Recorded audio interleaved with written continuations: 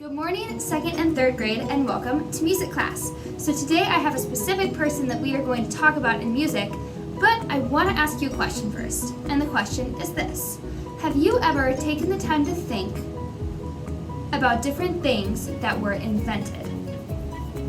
Maybe things that haven't always been around, or things we use today that they didn't use a long time ago. Just take a moment and think of 3 things that were invented. List off any 3 things you can think of.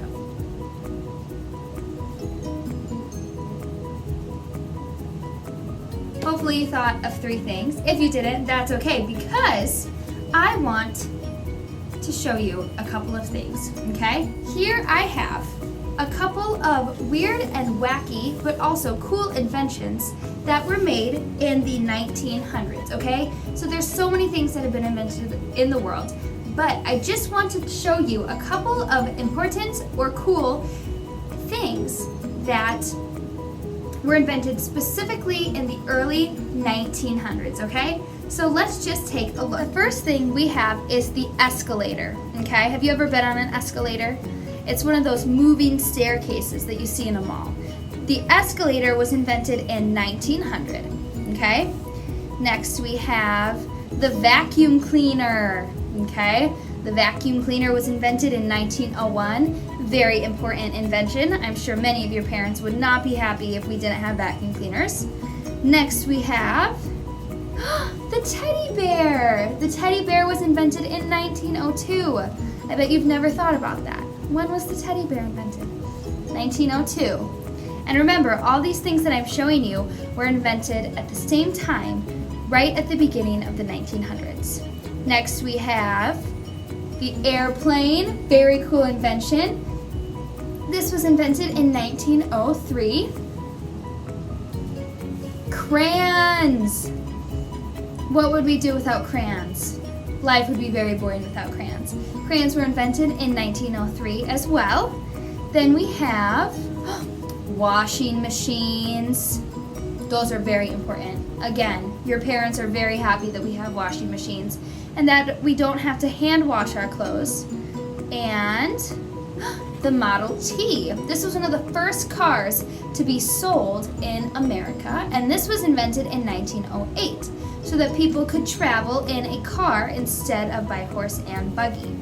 And the last invention we have is the most important one, okay? Are you ready? Instant coffee. This is the most important invention, at least for me personally, maybe not for you, but for me. So again, all of those things that we looked at were invented in the early 1900s, and that was a really cool time in America because all these new things were being invented, okay? Things like cars and airplanes were invented, and that was very, very important and very, very cool, okay? So today, I'm going to read you the story of a little boy who was growing up during this time in history. He was a little boy living in America while all of these cool new inventions were popping up all over the place. And the reason I'm going to read you the story of him is because he was an inventor too. But he was an inventor of music. Okay, so let's see what we can find out about him. His name was Aaron Copland. Okay, this says Aaron Copland was one of America's greatest composers. Remember, a composer is someone who writes music. He was born right in the year 1900, and he was born right at the beginning of a new century and the age of modern times. He not only loved to write music, but he liked to teach it as well. So he was a composer and a teacher. Aaron Copland's best known music sounds very crisp and clear and simple, and it often gives you a feeling of being out west at an exciting rodeo, in wide open spaces, or in a peaceful countryside. Some people have had a hard time figuring out how Aaron Copland was able to write music like this because he spent most of his life in a big city. You can kind of see it here, a big city.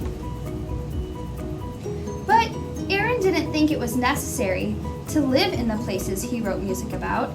Instead, he just used his great big imagination to write music about the country, even though he lived in the city. Aaron grew up in busy, bustling New York. He had 2 older sisters and 2 older brothers. And what's cool is his parents owned a big department store and the whole family helped out there. So even while he was very young, Aaron helped out by working as a salesman in the toy department. So you can see he's right here. He was a little salesman. He would sell toys to people. I think that's super cool. Aaron Copland started to show an interest in music when he was about 7 years old. So some of you might be 7 years old or a little older. He would spend hours and hours listening to music. So question for you. Again, if you remember, Aaron Copland is growing up in the early 1900s when things are just starting to be invented, like more modern things. So, do you think that he listened to music on the radio?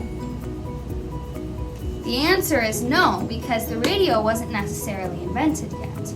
Instead, he would listen to music on something called the phonograph, okay? Or better known today as the record player, but this is what it looked like at first. He would listen to music on a big device like this. Later it became smaller, like the record player, but it was first called the phonograph, okay? So he would spend hours listening to music on his cousin's phonograph, which was, again, a new invention at the time. You can see him, he's inside that little phonograph there, listening to music. He also started pestering his sister, Laureen, whenever she would practice the piano. He finally got her to give him some lessons, and Aaron started to make up his own songs right away. When he was a teenager, he finally persuaded his parents to get him a real teacher, because he didn't like taking lessons from his annoying older sister. At the beginning of the 20th century, when Aaron Copland was growing up, people in America were just getting used to modern life, and there were all kinds of inventions popping up. We've talked about this. Artists and writers were trying out modern ideas too. Everything was becoming new and exciting. Everything except for one thing. What do you think that was? If you guessed music, you are correct. Once again, everything was becoming new and exciting in America, but not music. And I wonder why. This says that classical music lovers in America were still listening to music that had been written years before by people like Beethoven, Chopin, and even Mozart. We've learned a little bit about Mozart. They wrote classical music very long ago, in like the 1700s, okay? And people, even though it was the 1900s, they were still mainly only listening to music from the 1700s, so that classical music. This says that Aaron learned about and respected these composers, but he felt like it was time to try something new with music. He thought that it was time for a change in music, and he knew that he could make that change. So he began composing new music, and his goal was to take this classical music from people like Mozart and to make it into something more new and exciting, okay? The music Aaron came up with was very original. His teacher, Mrs. Bullinger, liked it a lot and even asked Aaron to play it for some of her important friends. One of those friends was Mr. Koussevitzky, and he was a conductor for the Boston Symphony Orchestra, so he directed a big symphony orchestra. Mr. Koussevitzky liked Aaron's music too, and even agreed to play one of his pieces at a concert. So Mr. Koussevitzky took Aaron Copland's new piece of music and gave it to his orchestra, and his orchestra played it. But guess what happened?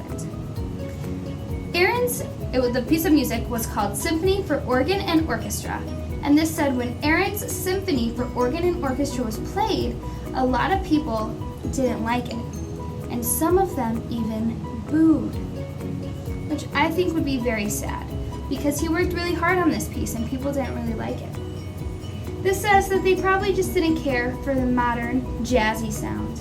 At the time, Aaron Copland didn't really care that people didn't like his music, but he just told himself that it was going to take a while for people to get used to listening to new music. So he continued to add new jazzy rhythms to his music and experimented to try and make it sound as original and modern as possible.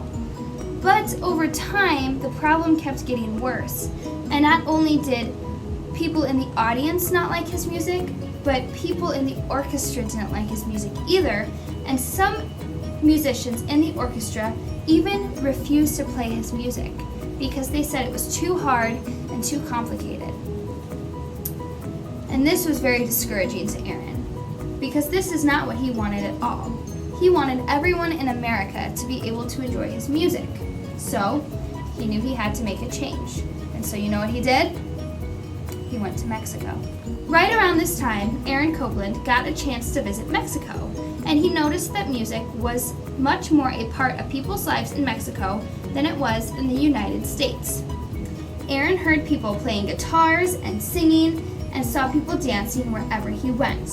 One time, he even went to a large dance hall, and Aaron became so excited by the joyful, fast-moving music being played that he decided to write a piece of music about Mexico. He took little bits and pieces of Mexican folk tunes and put them together with his own music. Aaron called his new piece El Salón Mexico. And when you listen to it, it's easy to imagine the people and beautiful countrysides of Mexico. Now this was a turning point for Aaron Copland, because this says when he played it, when El Salón Mexico was played, people liked it. Because remember, people didn't always like his music. But it says that this piece of music gave people a happy feeling inside. And the piece soon became very popular. Aaron realized that he was on the right track to writing music that more people could enjoy. So Aaron Copland went on to write many pieces of music. One is called The Fanfare for Common Man. One is called, he wrote a ballet called The Rodeo. That's a very interesting piece. And he wrote another piece called Appalachian Spring. He also went to Hollywood for a little bit and would write music for movies. One time, he wrote a piece of music for a movie that was so good that he even won an award for it. Aaron Copland lived to be 90 years old, and as he grew older, he spent less time writing and more time conducting and more time teaching. And he always told his students, when you write music, you need to be original, and you need to experiment, and you need to use your biggest imagination.